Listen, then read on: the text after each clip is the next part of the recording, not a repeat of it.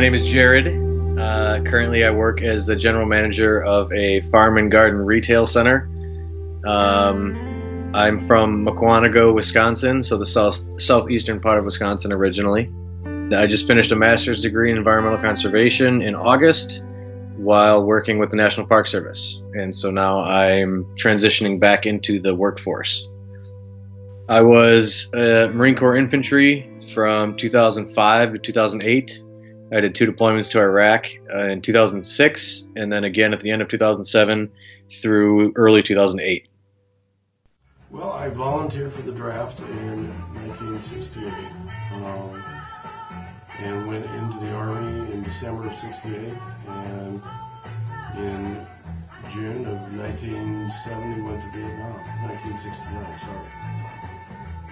Went to Vietnam and spent 13 and a half, 14 months in Vietnam, and came back and was out of the Army and back to college, and so.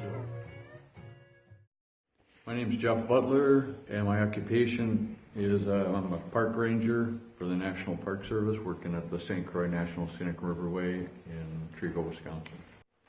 And my hometown is where I live now is Frederick, Wisconsin, but I grew up in Minnesota and I lived there until I went in the military.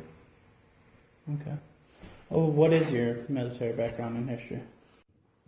I enlisted, I had a low draft number that came across early 1971, and so then I enlisted on May 24th for 3 years in the Army.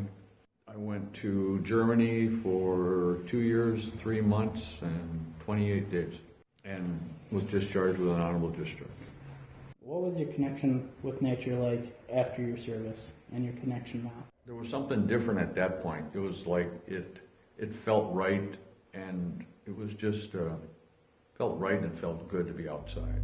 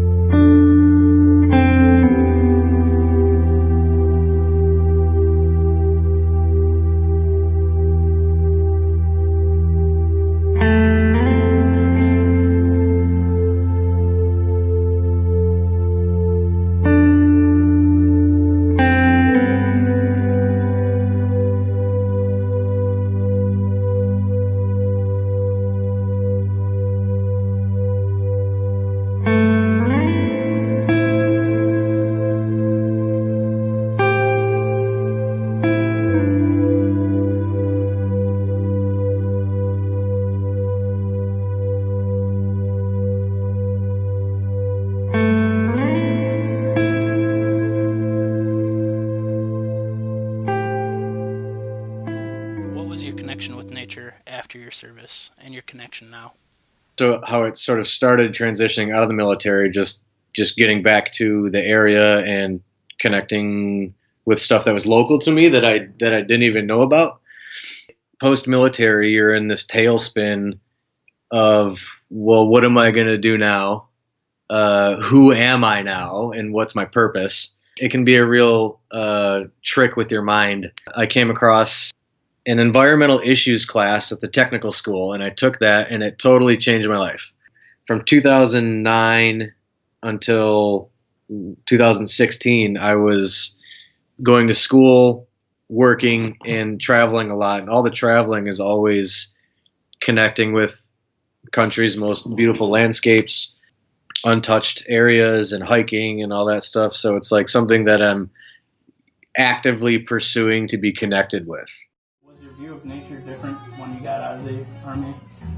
You know, I hadn't really thought of it in those terms. Like, was it different when I got back? You know, before Vietnam, after Vietnam, and it made me stop and think pretty significantly about that, because the answer is yes. When I got back from Vietnam, we were sort of programmed, you know, that people didn't like the war, people didn't like us. They didn't, so just kind of put your civilian clothes on and go back to doing what you do. And there wasn't really any embracing of people that came back from Vietnam. The opposite was true. When I got home from Vietnam, I don't think I connected I need to be in the outdoors as a therapy thing, because as far as I knew, nothing was wrong. I didn't have any bullet holes. I didn't know any different. I didn't know that there was other things that you could be impacted by. So it was important and vital, but I didn't know why. I didn't connect the dots. It wasn't that I couldn't. Nobody told me I should. You know.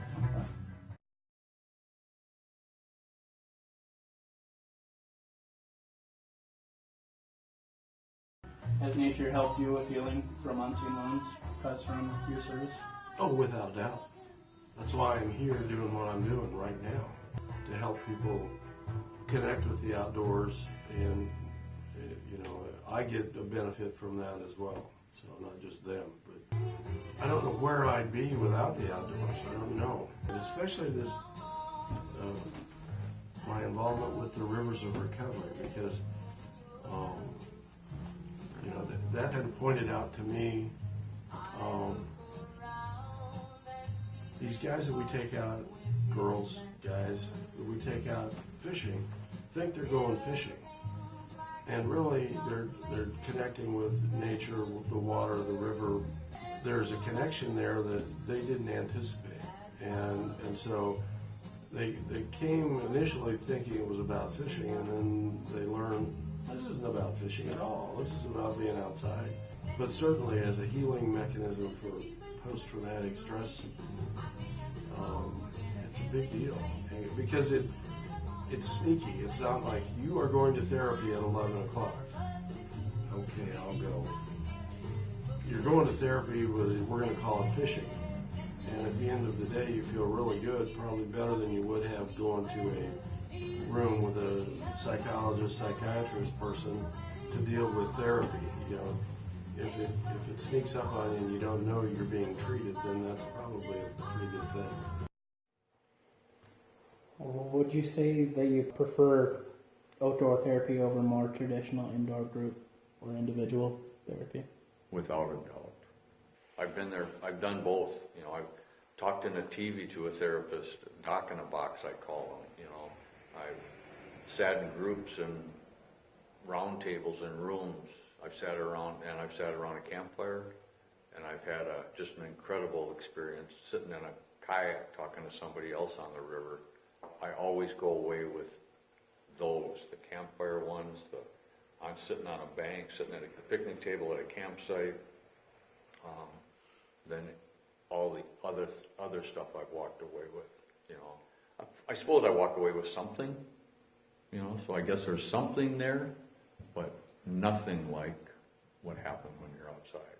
Again, it goes back to that you can't describe what happens, but you know there's something happening. It gives them a chance to, the way I've heard them put it, is defrag and get away from a lot of stimulation, hecticness, stress, anxiety, day-to-day living pressures that we all face that I think are definitely amplified a lot of times for veterans, coming back to the reintegration piece.